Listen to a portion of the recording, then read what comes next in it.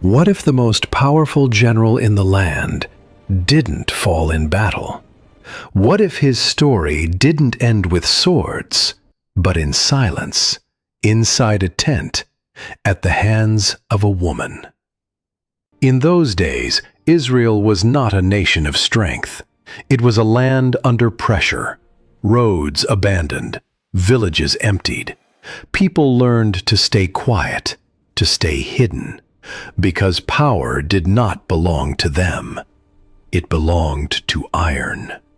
900 iron chariots, a force so overwhelming that resistance felt pointless. And at the head of it all, a man named Sisera, a commander feared not because of cruelty alone, but because he could not be stopped. Until something shifted, not on the battlefield, but in a voice.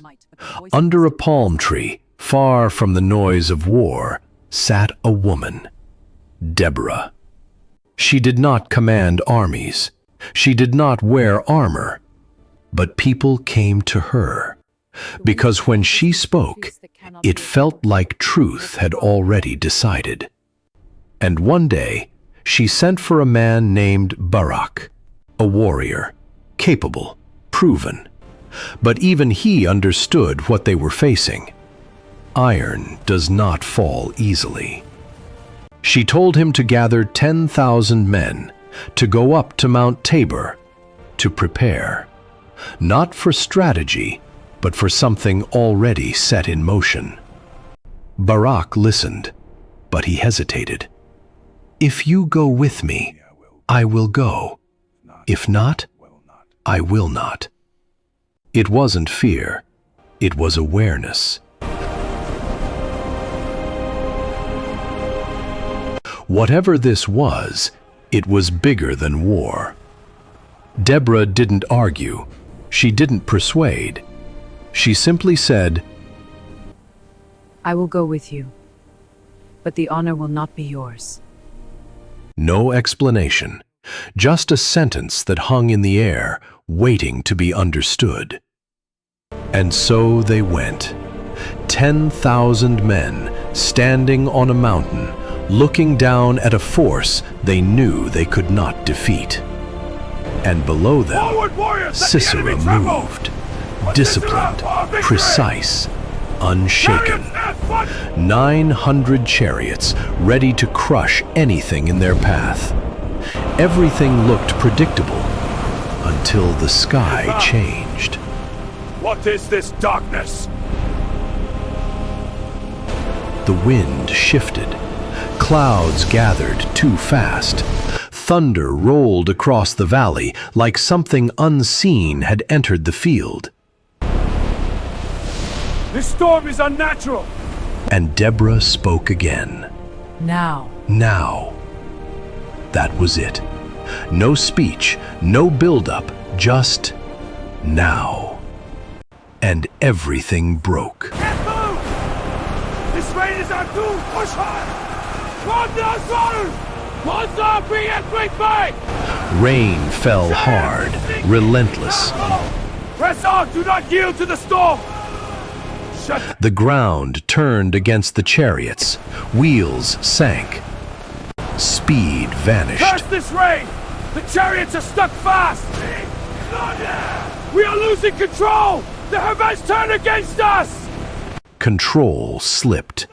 The advantage dissolved. No! Rain! The blood! Curse this storm! Panic spread where confidence once stood. And for the first time, Sisera ran. They're stuck!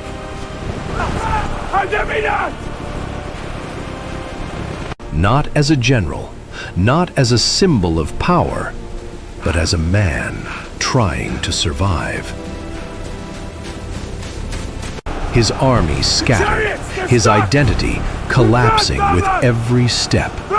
No chariot, no command, no protection, just distance, just breath, just escape.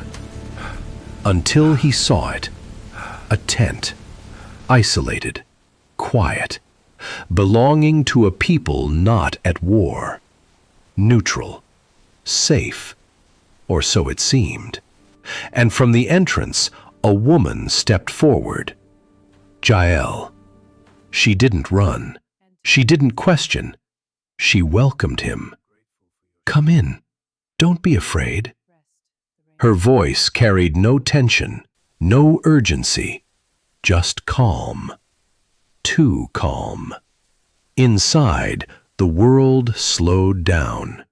The chaos of the battlefield replaced by stillness. She gave him milk. Weary. Drink. Rest now.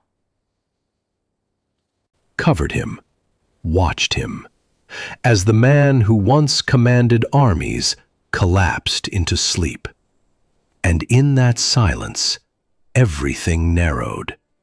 One tent, one man, one woman, one moment that would decide how this story would be remembered. Was she thinking of alliances, of survival, of prophecy? The text never says, only that she stood there, looked at him, and made a decision. No anger, no hesitation, just action. A hammer, a tent peg, and a single, irreversible act. Not in battle, not in defense, but in stillness. And just like that, the general who could not be defeated was gone. Not by an army, not by a king, but by a woman in a place no one would have expected. Moments later, Barak arrived, still carrying the urgency of the chase, still expecting a fight. But Jael met him at the entrance, calm, certain. Come, I will show you the man you seek. No triumph, no explanation, just truth already finished. And there he was, the end of power, the end of fear, the end of a story that didn't end the way anyone imagined. And then they sang. Not a report, not a record, a song, a memory shaped into meaning. They sang of stars fighting from heaven, of rivers sweeping armies away, of strength collapsing without warning, and of Jael, most blessed of women. Blessed, not questioned, not condemned, blessed. And that's where the tension remains, because the story never tells you what to think. It doesn't defend her. It doesn't accuse her. It doesn't explain her. It simply leaves you with a moment that cannot be undone. Was it justice, or was it betrayal? Was it divine design, or human decision? Maybe that's not the point.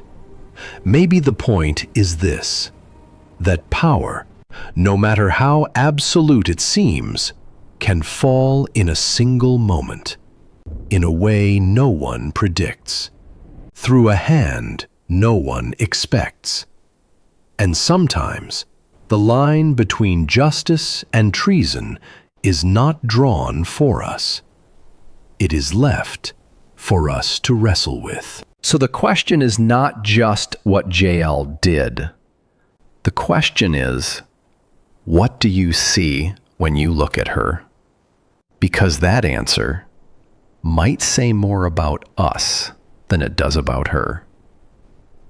If you were in that tent, would you act with courage or wait for destiny to choose?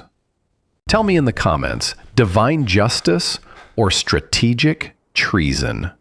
And if the story made you think deeper, share it with someone else and subscribe for more stories that challenge what we think we know about the Bible.